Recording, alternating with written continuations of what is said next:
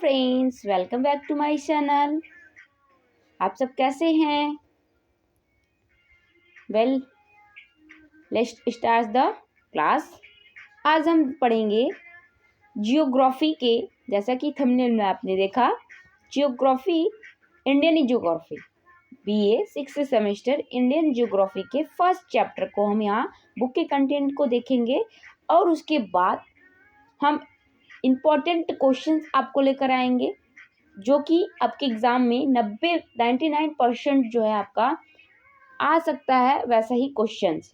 तो यहाँ पर पहले हम बुक के कंटेंट को फटाफट जो है कि 2 वीक्स में कवर कर लेते हैं, क्योंकि आपका एग्ज़ाम जो है बहुत ही जल्द होने वाला है। एमजीकेपीपी यूनिवर्सिटी का जो नोटिस आया है, अभी कब अपडेट जो आया है, जो परीक्षा प्रभारी हैं उनके द्वारा जो नई पॉलिसी लाई गई है कि जो इवन सेमेस्टर आपका होता था वह अब एमसीक्यू बेस्ड ना होकर अब सब्जेक्टिव होगा, लिखित परीक्षा होगी। तो लिखित परीक्षा में पैटर्न तो आपका वही है कि तीन सेक्शन आते हैं, सेक्शन आ, सेक्शन ब, सेक्शन स, लेकिन अभी आपके क्वेश्चंस किस तरीके के आ सकते हैं यह आपको आइडिया नहीं है। तो यहाँ पर आपको बताया भी जाएगा कि कुछ तरह के क्वेश्चंस आपके एग्जाम में आते हैं। बुक के कंटेंट के साथ साथ आपके बुक के एक्सरसाइज के क्वेश्चंस भी आपको कराए जाएंगे। और बुक के एक्सरसाइज के क्वेश्चंस करना ना वेरी बेनिफिशियल होता है, बहुत ही बेनिफिशियल होता है, बहुत ही उसमें से बहुत सारे क्वेश्चन जो है आपके फंस जाते हैं, आते हैं।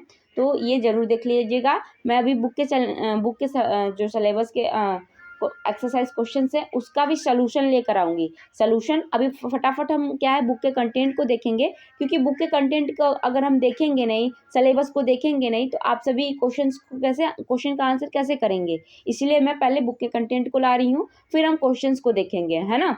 तो जो भी सिलेबस नहीं देखा है, मेरे चैनल के प्लेलिस्ट में सिलेबस है, ठीक है। Geography 6th semester, geography 6th semester Indian geography आपका उसमें प्लेलिस्ट है। सिलेबस के साथ साथ आपका उसमें बुक के कंटेंट्स भी मिलेंगे आपको, फिर साथ में आपके एक्सरसाइज क्वेश्चंस भी मिलेंगे, और फिर एक्स्ट्रा क्वेश्चंस जो आपके मॉडल पेपर के तरीके से आपका वेरी शॉर्ट फिर लॉन्ग बनाकर आपको क्वेश्चन प्रोवाइड कराया जाएगा और उसका सोल्यूशन भी प्रोवाइड कराया जाएगा। तो चैनल पर यदि नए हैं तो चैनल को सब्सक्राइब, चैनल पर बेल आइकन प्रेस करना ना भूलिए, और अधिक से अधिक अपने दोस्तों को शेयर करिए। और जो भी प्रॉब्लम आपको है तो कमेंट बॉक्स में अपनी प्रॉब्लम, अपने डाउट्स क्लियर करिए। और आपको डिस्क्रिप्शन बॉक्स में आपका लिंक दे दिया जाएगा सिलेबस का, आप वहां से देख सकते हैं। और आपके डिस्क्रिप्शन बॉक्स में आपको एक्स्ट्रा जो भी आप इस चैप्टर के बारे में आपको बता दिया जाएगा। आप डिस्क्रिप्शन बॉक्स से भी वन शॉट में देख सकते हैं।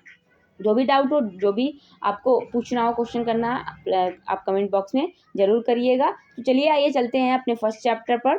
फर्स्ट चैप्टर आपका क्या है, भारत का अंतरिक्ष कार्यक्रम एवं पड़ोसी देशों से संबंध।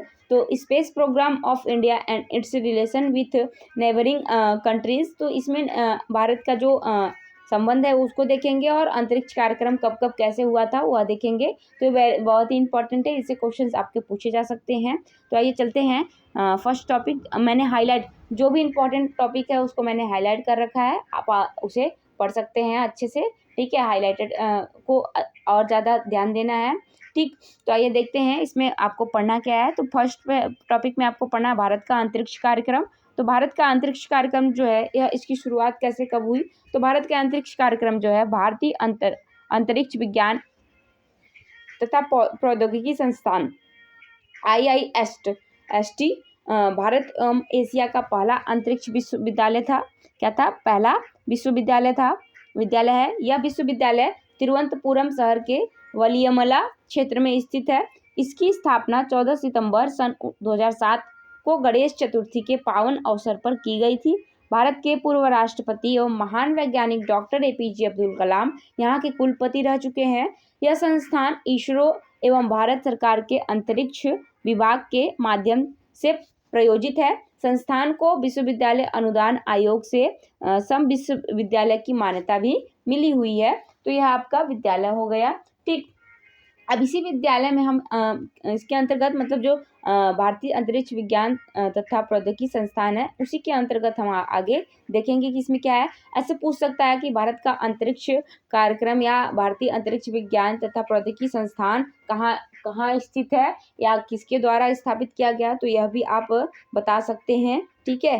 तो और हाँ, इंडियन इकोनॉमिक्स जो है आपका, ये इंडियन इकोनॉमी के साथ साथ जो आपका सेकंड पेपर है एवोल्यूशन ऑफ जियोग्राफिकल थॉट, ये आपका फर्स्ट पेपर है, तो उसे भी आप सभी बहुत ही अच्छे से पढ़िए, क्योंकि यदि आप ग्रेजुएशन में जियोग्राफी लिए हैं तो आप अगर पीजी करना चाहते हैं जियोग्राफी से, तो बहुत ही ज़रूरी है कि ग्रेजुएशन के जितने भी सेमेस्टर में आपने जो जो पढ़ा, जो जो अपने सिलेबस पढ़ा, वो उसको पूरा आप कवर करिएगा। और ऐसे भी इंडियन जियोग्राफी जो है, जितने भी कॉम्पिटिटिव एग्जाम है उन सब के लिए इंडियन जियोग्राफी जो है काफ़ी हेल्प बेनिफिशियल होती है। इंडियन जियोग्राफी को पढ़ना पड़ता है, तो उनके लिए भी यह बहुत ज़रूरी है। तो आप सभी ज़रूर नोट पॉइंट करिएगा, ठीक है। आगे देखते हैं कि इस संस्थान की स्थापना अंतरिक्ष विज्ञान तथा तकनीकी के क्षेत्र में योग्य लोगों की कमी को पूर्ण करने के लिए की गई। तत्कालीन इसे सभापति डॉक्टर माधवन नायर ने इस संस्थान का उद्घाटन 14 सितंबर सन 2007 को किया। अधिक से अधिक छात्रों को आकर्षित करने के लिए यहाँ छात्रों का समस्त शैक्षिक, आवास एवं भोजन शुल्क भारत सरकार वहन करती है। इसके साथ साथ छात्रों को प्रति सेमेस्टर 3,000 रुपये पुस्तक अनुदान के रूप में मिलते हैं। पाठ्यक्रम आगे चलते हैं, देखते हैं कि पाठ्यक्रम पूर्ण हो जाने के बाद प्रत्येक छात्र को इसरो में 5 वर्षों तक सेवा करना आवश्यक है। ऐसा न करने की स्थिति में छात्र को दंड के रूप में कितने लाख, 10 लाख रुपए देने का प्रावधान है। यह भारत का एकमात्र संस्थान है जो अंतरिक्ष विज्ञान के क्षेत्र में बीटेक कोर्स उपलब्ध कराता है, ठीक है। आगे अब इसमें एडमिशन प्रोसेस देख लेते हैं। आपको ऐसे भी पूछ सकता है कि प्रवेश परीक्षा के प्रक्रिया को बताइए, तो यहाँ पर प्रवेश प्रक्रिया को भी समझ लेते हैं। एडमिशन तो IIST के स्नातक पाठ्यक्रम में उपलब्ध कुल 156 सीटों में प्रवेश के लिए सन 2017 में आयोजित संयुक्त प्रवेश परीक्षा JEE एडवांस की क्रमांक सूची का उपयोग किया जाएगा।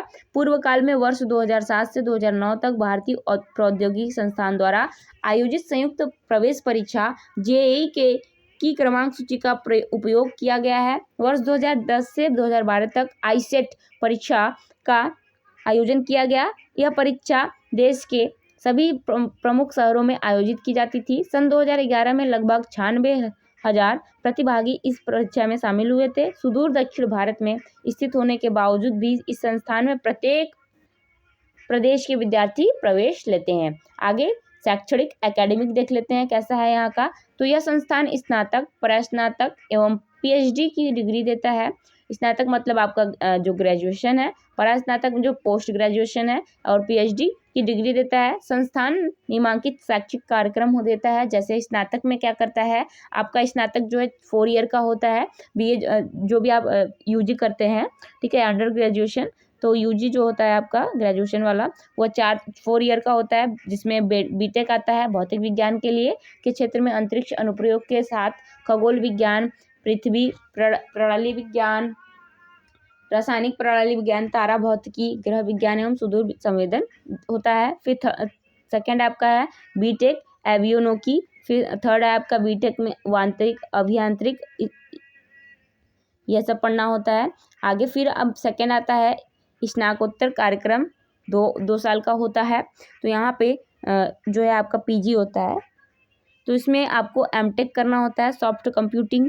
फिर सेकेंड MTech RF और माइक्रोवेव संचार के बारे में पढ़ना होता है। MTech एक प्रयुक्त प्रकाशिकी और अनुकूली प्रकाशिकी के बारे में पढ़ना होता है। फिर रासायनिक प्रणाली भी MTech के अंतर्गत पढ़ना पड़ता है। 4 तरीके से आप कर सकते हैं। फिर विभाग डिपार्टमेंट में विज्ञान साइंस में आपको गणित विज्ञान, भौतिक विज्ञान विभाग, रसायन विभाग और पृथ्वी तथा अंतरिक्ष विभाग, ये जो आपके डिपार्टमेंट है, इतने डिपार्टमेंट होते हैं 4। फिर प्रौद्योगिकी टेक्नोलॉजी कौन कौन सी होती है, तो टेक्नोलॉजी आपकी 2 होती है, यांत्रिक अभियांत्रिक विभाग और दूसरा अभियांत्रिकी विभाग। अदर में आपका विज्ञानेतर विषय विभाग भी आ जाता है। छात्र क्लब भी यहाँ उपलब्ध है। छात्र क्लब में आपको द स्टार गेजर्स आपको छात्र क्लब मिलेगा। फिर भौतिकी क्लब आपको मिलेगा, QC प्रश्नोत्तरी क्लब मिलेगा, क्विज क्लब मिलेगा आपको। फिर वाक मटेरिया पदार्थ विज्ञान क्लब मिलेगा आपको, मटेरियल साइंस क्लब मिलेगा आपको देखने को। फिर अन्य भी आपको यहाँ पे मिलेगा। उत्सव यहाँ पे जो होता है IIST भी बहुत सारे उत्सव होते हैं, जैसे कॉन्सेंसिया यहाँ पर होता है, वह संस्थान का वार्षिक तकनीकी पर्व होता है। इस पर्व के में पूरे भारत में विभिन्न प्रतिभागी आते हैं। इसमें विज्ञान एवं प्रौद्योगिकी की कई प्रतियोगिताएं आयोजित की जाती हैं। वर्ष 2010 में इस उत्सव का उद्घाटन पूर्व राष्ट्रपति डॉक्टर APJ अब्दुल कलाम ने किया था। उसी वर्ष से अपरिमित की गतिविधियों भी इसी पर्व में शामिल कर दी जाती हैं। आगे देखते हैं धनक, फिर कॉन्कॉर्ड्स, फिर अंतर्राष्ट्रीय गठबंधन, यह सब क्या है पर्व में आते हैं। आगे अब हमें पढ़ना है भारत की अंतरिक्ष क्षेत्र की उपलब्धियां क्या क्या है। अंतरिक्ष के क्षेत्र में किसी भी उल्लेखनीय उन्नति को वैश्विक परिदृश्य में अत्यधिक सम्मानजनक दृष्टि से देखा जाता है। अंतरिक्ष के क्षेत्र में की गई उन्नति एक देश व समाज के वैज्ञानिक श्रेष्ठता और प्रतिष्ठा का प्रतिबिंब होती ही है, लेकिन यह उन्नति किसी भी देश को अंतर्राष्ट्रीय संदर्भों में विशेष स्थान दिलाती है और शक्तिशाली भी बनाती है। आज भारत अंतरिक्ष के क्षेत्र में महाशक्ति के रूप में प्रतिष्ठित है और इस प्रतिष्ठा यात्रा में भारत के विभिन्न राजनीतिकों, शिक्षाविदों तथा वैज्ञानिकों का अभूतपूर्व सहयोग रहा है, जिनमें सुप्रसिद्ध अंतरिक्ष यात्री स्वर्गीय कल्पना चावला का अपना एक विशेष स्थान है। उनके जन्मदिन के मौके पर भारत के अंतरिक्ष में उपलब्धियां तथा योगदानकर्ताओं का याद करना अपेक्षित रहता है। आगे नेक्स्ट देखते हैं, मतलब यह आपके पढ़ लीजिएगा डिटेल में, ठीक। आगे नेक्स्ट देखते हैं, आपका नेक्स्ट पॉइंट आपको क्या पढ़ना है। यहाँ पर देखिए थोड़ा सा हाईलाइट मैं यहाँ पे की हूँ, जैसे इंसेक्ट का फुल फॉर्म क्या है, इंडियन नेशनल सैटेलाइट सिस्टम, यह आपको याद रखना है। तो यह कब आया था, 19 अप्रैल सन 1975 को भारत ने सोवियत संघ के रॉकेट की सहायता से पूर्णतः स्वदेशी पहला उपग्रह आर्यभट्ट अंतरिक्ष में सफलतापूर्वक प्रक्षेपित किया।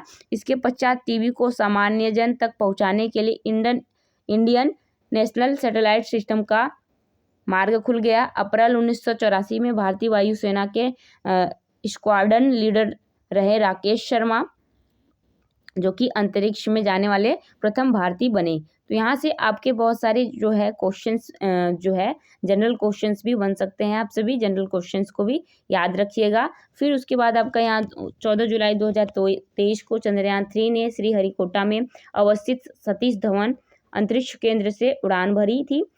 अंतरिक्ष यान 5 अगस्त 2023 को चंद्र कक्षा में निर्बाध रूप से प्रवेश किया तथा 23 अगस्त 2023 को चंद्रमा की दक्षिण ध्रुव के निकट एक सफल लैंडिंग की गई। तो यह आपको आपने न्यूज़ देखी होगी लैंडिंग को। अब हम यहाँ पर देखेंगे भारतीय अंतरिक्ष अनुसंधान संगठन के बारे में, इंडियन स्पेस रिसर्च ऑर्गेनाइजेशन। इस आपको पूछ सकता है कि इसरो का, वेरी शॉर्ट क्वेश्चन में आपका पूछ सकता है कि इसरो का फुल फॉर्म बताइए, तो इसरो का फुल फॉर्म भी आ सकता है। तो यहाँ पे बहुत सारे ऐसे वर्ड्स हैं, ऐसे संस्थाएं हैं जिसका आपको फुल फॉर्म यहाँ पर पूछ सकता है। तो आप सभी फुल फॉर्म पर भी थोड़ा ध्यान दीजिएगा, ठीक है। तो यहाँ पर अब हम देखेंगे, ये वेरी इंपॉर्टेंट आप सबके लिए है, यह आपका टॉपिक जो है यह आपका इसरो वेरी इंपॉर्टेंट है, इसे आप अच्छे से नोट करिएगा।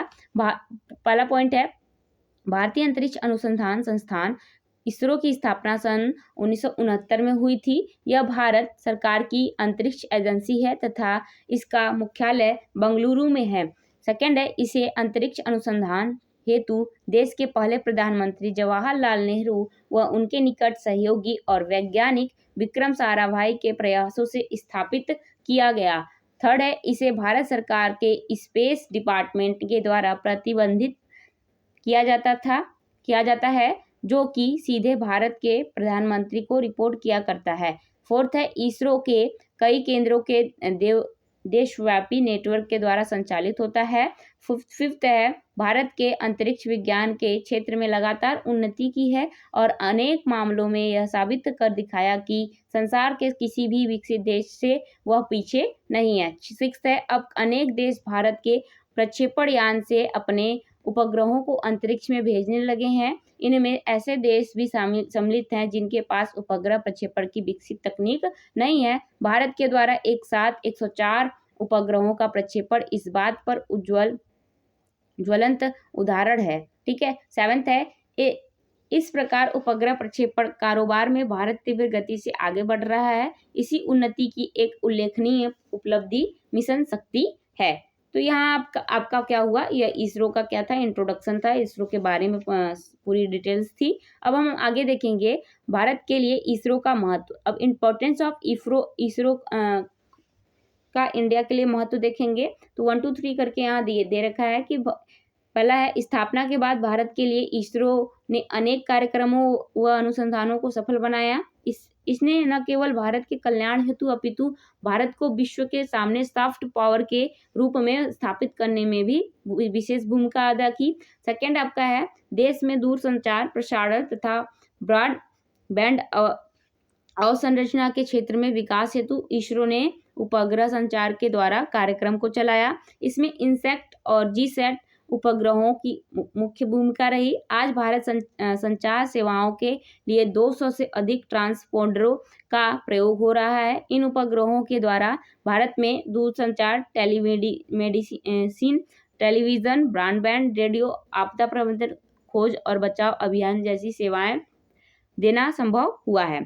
ठीक है। थर्ड आपका है, इसरो की भारत में दूसरी महत्वपूर्ण भूमिका भू पर्यवेक्षणी के क्षेत्र में रही है। भारत में मौसम पूर्वानुमान, आपदा प्रबंधन, संसाधनों की मैपिंग करना व भू पर्यवेक्षण के द्वारा नियोजन करना आदि के लिए भू पर्यवेक्षण तकनीक की जरूरत होती है। मौसम की सही जानकारी के द्वारा कृषि और जल प्रबंधन व आपदा के समय वक्त रहते बचाव कार्य इसी तकनीक के माध्यम से संभव हो पाया। फोर्थ आपका क्या दे रखा है कि भारत में तीसरा महत्वपूर्ण क्षेत्र उपग्रह आधारित नौवहन नेविगेशन है। नौवहन तकनीक का प्रयोग भारत में वायुसेना को मजबूत बनाने व उसकी गुणवत्ता को सुधारने हेतु किया जाता है। इसके साथ ही वर्तमान समय में वायु आधारित सुरक्षा चुनौतियां भी जो है कम हो गई हैं। इनको ध्यान में रखकर भारत ने गगन जीपीएस एडेड जियो एज्यूम जो है कि कार्यक्रम को शुरू किया है। भारत ने कुछ समय पूर्व ही इस कार्यक्रम से आगे बढ़ते हुए IRNSS Indian regional navigation satellite system launch किया है, जो कि 7 उपग्रहों पर आधारित है। भारत ने सन 2016 में IRNSS के नाम में परिवर्तन कर इसका नाम नाविक नेविगेशन विथ इंडियन कॉन्स्टलेशंस नाविक कर दिया गया। ठीक है। तो यह था आपका। अब आगे अंतरिक्ष कार्यक्रम के समक्ष चुनौतियां। हमने देखा कि जो इसरो का महत्व है उसे देखा, भारत में इसरो का महत्व। अब हम अंतरिक्ष कार्यक्रम के समक्ष चुनौतियों को नोट करेंगे। तो ये जो आपका इसरो है, इसरो के बारे में या फिर इसरो के महत्व के बारे में, फिर अंतरिक्ष कार्यक्रम के समक्ष चुनौती, यह भी बहुत ही वेरी इंपॉर्टेंट टॉपिक है, क्योंकि इससे क्वेश्चंस आपका बनकर आते हैं। ऐसे ही क्वेश्चंस आपके एग्जाम में बनकर आते हैं। ठीक है। तो यहाँ पे पॉइंट वाइज आपका दिया हुआ है, आप इसे नोट कर याद कर सकते हैं कि भारत के पास एस्ट्रोनॉट को प्रशिक्षित करने एवं मानव अंतरिक्ष उड़ान के लिए लॉन्च व्हीकल की विकसित तकनीकों की कमी है। यहाँ सेकेंड आपको बोल रहा है कि launch vehicle, launch crew module, space capsule re entry technology, life support system एवं स्पेस सूट इत्यादि अभी विकास की प्रक्रिया में है। थर्ड पॉइंट है, मानव अंतरिक्ष उड़ान हेतु श्रीहरिकोटा स्थित सतीश धवन अंतरिक्ष के तकनीकी की दक्षता बढ़ाने की जरूरत है। फोर्थ आपका है सैटेलाइट लॉन्च व्हीकल PSLV एवं geosynchronous satellite launch vehicle GSLV। यहाँ आपका देखिए PSLV और GSLV का फुल फॉर्म आपको पूछ सकता है, तो ये आप वेरी शॉर्ट में आपका फुल फॉर्म पूछ सकता है। तो ये आप याद रखिएगा कि GSLV और PSLV क्या है, इसे आप जरूर ध्यान दीजिए। 2 भारतीय पर्यवेक्षण यान हैं जो उपग्रह व मॉड्यूल को अंतरिक्ष में लॉन्च करने हेतु तैनात किए गए हैं, जो अभी तक मैंडेटेड शून्य असफलता वाले लॉन्च व्हीकल की सुरक्षा व अखंडता को मापने के लिए उपयोग होने वाला शब्द है नहीं है। ठीक है। आगे हम देखेंगे। अब यह तो आपका अंतरिक्ष के चुनौतियां हो गई। अब हम अंतरिक्ष के आर्थिक उपयोग की संभावनाएं देखेंगे। संभावनाएं क्या है? तो यहाँ पर संभावनाओं को देखेंगे कि संभावनाएं क्या हैं। तो वर्तमान समय में विश्व की अनेक कंपनियां अंतरिक्ष की वाणिज्यिक दौड़ में सम्मिलित हुई हैं। इन कंपनियों ने विश्व को अंतरिक्ष के आर्थिक प्रयोग के लिए सोचने को प्रेरित किया। आज वैश्विक अंतरिक्ष उद्योग का आकार $350 बिलियन है। इसके वर्ष 2025 तक बढ़कर $550 बिलियन होने की संभावना है। इस तरह अंतरिक्ष का एक महत्वपूर्ण बाजार के रूप में विकास हो रहा है। इसरो ने अंतरिक्ष के क्षेत्र में विशेष उपलब्धियां प्राप्त की हैं, लेकिन भारत का अंतरिक्ष उद्योग $7 बिलियन के आसपास है, जो वैश्विक बाजार का मात्र 2% ही है। भारत के अंतरिक्ष उद्योग के इस आकार में ब्रॉडबैंड एवं डीटीएच सेवाओं का भाग लगभग 2/3 रहा है। इसरो के अनुसार वर्ष 2030 तक भारत द्वारा अंतरिक्ष में अपना अंतरिक्ष स्टेशन स्थापित होगा। इसके साथ ही साथ वर्ष 2022 तक 3 सदस्यीय दल को अंतरिक्ष भेजने के लिए गगनयान परियोजना की भी मंजूरी दी जाएगी। यह परियोजनाएं भारत के अंतरिक्ष कार्यक्रम के आर्थिक प्रयोग की संभावना को बढ़ाएगी। आगे अब हम देखेंगे कि भारत का अपने पड़ोसी देशों के साथ अंतरिक्ष संबंध कैसा है। तो यहाँ हम देख लीजिए कि आपका भारत के पड़ोसी देशों के साथ अंतरिक्ष संबंध कैसा है। तो एक एक करके यहाँ पर आप सभी देख सकते हैं इस तरीके से। पहला है सांस्कृतिक संबंध। यहाँ पे आपका अपने पड़ोसी देशों के साथ भारत के अंतरिक्ष संबंधों को सांस्कृतिक, आर्थिक, राजनीतिक एवं सुरक्षा संबंधित सहित विभिन्न प्रकारों से में विभाजित कर सकते हैं। पहला सांस्कृतिक संबंध, दूसरा आर्थिक संबंध, तीसरा राजनीतिक संबंध ना। तो पहला सांस्कृतिक संबंध, भारत अपने पड़ोसी देशों के साथ एक सफल सांस्कृतिक विरासत को साझा करता है, जिसमें साझा परंपराएं, धर्मों व भाषाएं सम्मिलित हैं। जैसे बौद्ध धर्म भारत में जन्मा, नेपाल, भूटान तथा म्यांमार जैसे अन्य देशों में विस्तृत हो गया और इन देशों के मध्य सांस्कृतिक संबंधों को आकार प्रदान करने में महत्वपूर्ण भूमिका मिली। दूसरा है आर्थिक संबंध। भारत के अपने पड़ोसी देशों के साथ व्यापक आर्थिक संबंध हैं, जिसमें व्यापार तथा निवेश जो है सम्मिलित होता है। भारत और चीन प्रमुख व्यापारिक साझेदारी हैं। हाल के वर्षों में द्विपक्षीय व्यापार 100 अरब डॉलर से अधिक तक पहुंच गया है। इसी प्रकार भारत ने नेपाल और बांग्लादेश के साथ भी मजबूत आर्थिक संबंध बनाए हैं। आर्थिक सहयोग को बढ़ाने के लिए अनेक बुनियादी ढांचा परियोजनाएं एवं व्यापार समझौता पारित किए जा रहे हैं। फिर थर्ड है आपका राजनीतिक संबंध। फिर फोर्थ आपका क्या है, सुरक्षा संबंध। ठीक है, इस तरीके से आप यहाँ पर देख सकते हैं। आगे फिर अब समस्याएं, प्रॉब्लम्स क्या हैं उसे देख लीजिए। प्रॉब्लम्स में आप जैसे भारत के अनेक पड़ोसी देशों के साथ अंतरिक्ष संबंधों से जुड़ा हुआ एक मुख्य मुद्दा चीन एवं पाकिस्तान के साथ अनसुलझे सीमा विवाद हैं। इन विवादों की वजह से देशों के मध्य तनाव व कभी कभी संघर्ष होता है, जिसके कारण अधिक महत्वपूर्ण सुरक्षा चिंताएं में भी क्या है बढ़ जाने की संभावनाएं होती है। अब हम चलेंगे एक्सरसाइज देखेंगे, एक्सरसाइज के क्वेश्चंस। उसके बाद एक्सरसाइज के क्वेश्चन देखने के बाद हम सेकंड चैप्टर आएंगे, सामान्य भारत भूगोल ना। सामान्य भारत का भूगोल देखेंगे, वह बहुत ही इंपॉर्टेंट चैप्टर है आपका सेकंड चैप्टर। और जो भी सिलेबस नहीं देखा है वो प्रीवियस वीडियो में सिलेबस देख सकते हैं, चैनल के प्लेलिस्ट में है। BA 6 सेमेस्टर जियोग्राफी के प्लेलिस्ट में आप सभी देख सकते हैं, वहाँ पर आपको सिलेबस मिल जाएगा। और जिनका अगर ये मतलब कि MGKVP यूनिवर्सिटी के साथ साथ अदर यूनिवर्सिटी वाले भी पढ़ सकते हैं इसे, क्योंकि यहाँ पर अदर्स यूनिवर्सिटी के भी सिलेबस लगभग सेम ही होते हैं, बस एग्जाम पैटर्न जो है अलग होता है। तो उनका अगर MCQ एग्जाम पैटर्न है तो वो कमेंट बॉक्स में जरूर कमेंट करके बताइए, ताकि मैं MCQ भी आप तक प्रोवाइड करा सकूं। ठीक है, तो यहाँ पर पहला क्वेश्चन देखते हैं। पहला क्वेश्चन क्या है, भारत अंतरिक्ष विज्ञान तथा प्रौद्योगिकी संस्थान पर एक विस्तृत टिप्पणी लिखिए। इस तरीके से आपका लॉन्ग क्वेश्चन आ सकता है। सेकंड आपका लॉन्ग क्वेश्चन कैसे आ सकता है कि भारत की अंतरिक्ष के क्षेत्र में क्या क्या उपलब्धियां रही हैं, वर्णन कीजिए। फिर थर्ड आपका पूछ सकता है कि भारत का अपने पड़ोसी देशों के साथ कैसा अंतरिक्ष संबंध पर प्रकाश डालिए, कैसा है अंतरिक्ष संबंध।